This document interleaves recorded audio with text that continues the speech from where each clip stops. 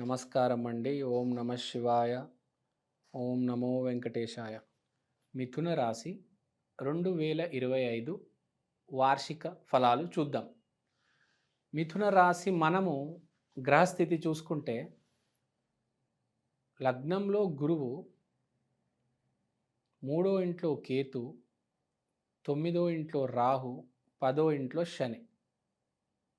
ఇది మీ గ్రహ పరిస్థితి.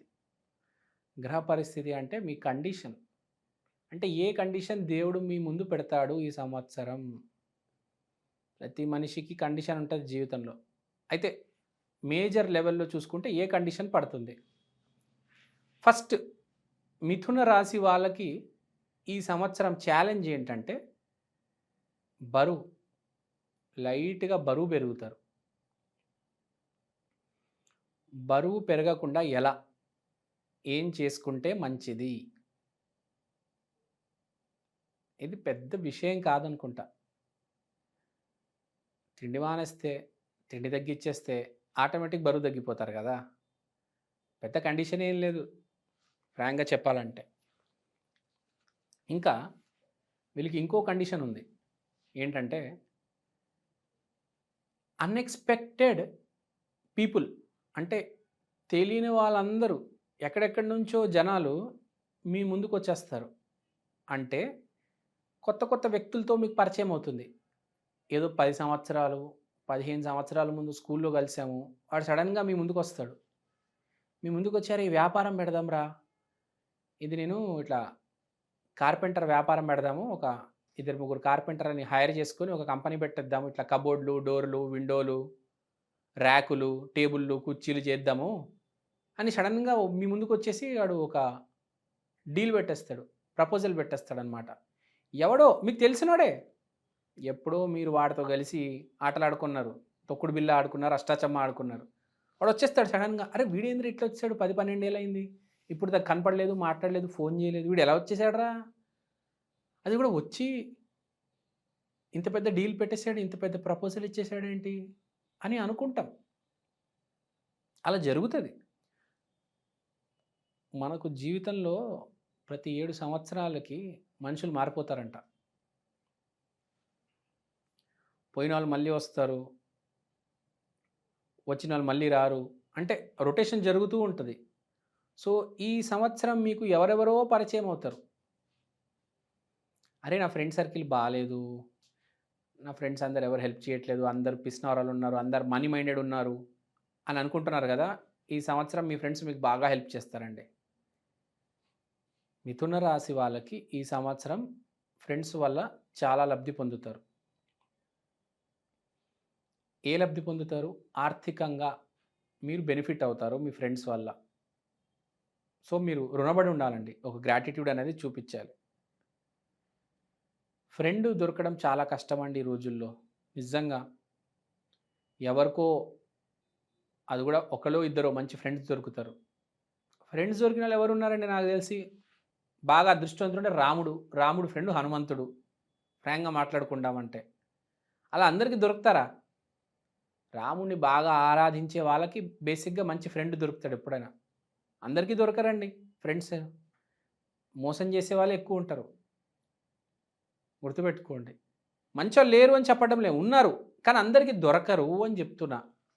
కొంతమంది వెరీ లక్కీ పీపుల్, వాళ్ళకి దొరుకుతారు. అంటే మనం ఏది చేస్తే మనకు అదే జరుగుతుంది కదా. మీరు మోసం చేస్తే మీకు మోసమే చేస్తాడు, మీరు మంచిగా ఉంటే మీకు ఆటోమేటిక్గా అందరు మంచినే చేస్తారు. సో బేసిక్గా ఇది పాయింట్. ఫ్రెండ్స్ బాగా హెల్ప్ చేస్తారు, అదైతే పాయింట్ టు బి నోటెడ్. తర్వాత ఆరోగ్య విషయంలో చెప్పాను కదా, ఆరోగ్యం కొంచెం బరువు పెరిగే ఛాన్స్ ఉంది, కొంచెం కంట్రోల్లో ఉండండి. స్వీట్ అస్సలు తినొద్దు. నెక్స్ట్, ఇప్పుడు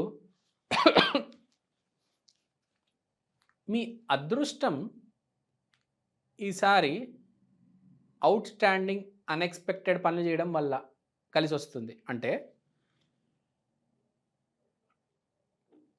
ఈసారి మీరు ఏదైతే అసలు చేయకూడదు, నేను ఈ పని చేయను అనుకుంటారో, నేను వీటితో అసలు మాట్లాడను, ఇప్పుడే చెప్పాను కదా, అన్ఎక్స్పెక్టెడ్గా ఒకడు వస్తాడు, ఏ వీడు ఎందుకు వచ్చాడరా ఇప్పుడు అనుకుంటారు. వాడితోనే మాట్లాడతారు. తర్వాత చేసే పని కూడా ఈ పని నేను జీవితంలో అస్సలు చేయను అనుకుంటారు. ఆ పనే చేస్తారు. ఆ వ్యాపారమే మొదలుపెడతారు. ఈ జాబ్ నేను చేయనబ్బా! ఆ జాబే చేస్తారు. ఆ జాబే కలిసొస్తుంది. ఆ వ్యాపారం, ఆ వ్యవసాయం, ఆ జాబు, ఆ పంట వద్దు, వద్దు, వద్దు, వద్దు, వద్దు, వద్దు అనుకుంటారు. అదే వస్తుంది. అదే కలిసొస్తుంది. సో, మీరు ఈ గైడెన్స్ ఇష్యూలో కొంచెం మిస్‌ఫైర్ అయ్యే ఛాన్స్ ఉంది కాబట్టి, గైడెన్స్ కొద్దిగా జాగ్రత్తగా తీసుకోవాలి. ఒక 10 మందిని అడిగి అప్పుడు వ్యాపారం పెట్టండి. కొంచెం మీ గ్రాండ్ ఫాదరు ఆ రేంజ్ పీపుల్‌ని అడగండి. మీ ఆ రేంజ్ పీపుల్‌ని అడిగి అప్పుడు మీ ఫ్రెండ్స్‌తో కలిసి వ్యాపారం చేయండి. లేకపోతే మీరు సోలోగా, ఇండివిడ్యువల్‌గా చేయాలన్నా కూడా చాలా మంచిది. కానీ మీ గ్రాండ్ ఫాదర్ ఆ రేంజ్ పీపుల్, ఆ ఏజ్ పీపుల్, బాగా ఎక్స్‌పీరియన్స్‌డ్ పీపుల్ దగ్గర అడ్వైస్ తీసుకొని వ్యాపారం చేస్తే ఈ ఉద్యోగం చేయాలా వద్దా అని కనుక్కొని ముందుకెళ్తే బావుంటుంది. తర్వాత పేరు విషయంలో అరే! వీడు పని చేస్తున్నాడురా అని మంచి పేరు తెచ్చుకుంటారు. విపరీతంగా పని చేస్తున్నాడురా నాయనా అసలు గొడ్డురా బాబు వీడు. గాడిదలాగా పని చేస్తున్నాడు అసలు పగలు రాత్రి పని చేస్తున్నాడు వీడు. అబ్బబ్బబ్బబ్బా! ఏం పని చేస్తున్నాడురా నాయనా! మంచి పనిమంతుడు వీడు.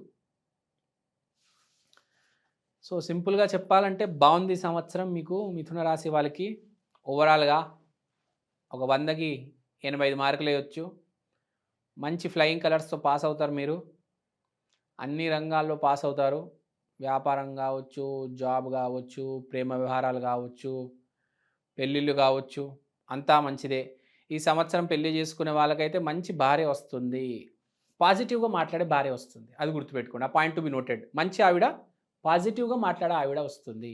చాలా అంటే మాట చాలా చాకచక్యంగా అంటే అవతల వాడిని హర్ట్ చేయకుండా జాగ్రత్తగా మాట్లాడే అమ్మాయి వస్తుంది. అమ్మాయి మంచిదా? పిచ్చిదా? అని నేను మాట్లాడడం లేదు.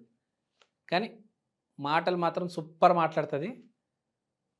అందరిని కన్విన్స్ చేస్తది. మీ ఫ్యామిలీని హ్యాపీగా ఉంచుతది.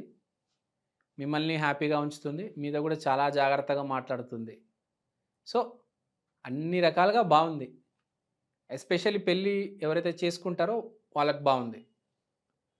సో, మంచి రాశినే ఈసారి. మంచి ఫలితాలు. పరిహారం గురించి మాట్లాడదాం. పరిహారం ఏం లేదు. విష్ణుమూర్తి దేవాలయం, విష్ణు సహస్రనామం. దీని మించి పరిహారం లేదు. ఇది చేసుకోండి అంతా బావుంది. ఏ బెంగ పెట్టుకోవద్దు. Super duper enjoy. Kill it man. Thank you అండి. Thank you so much. శ్రీమాత్రే నమః.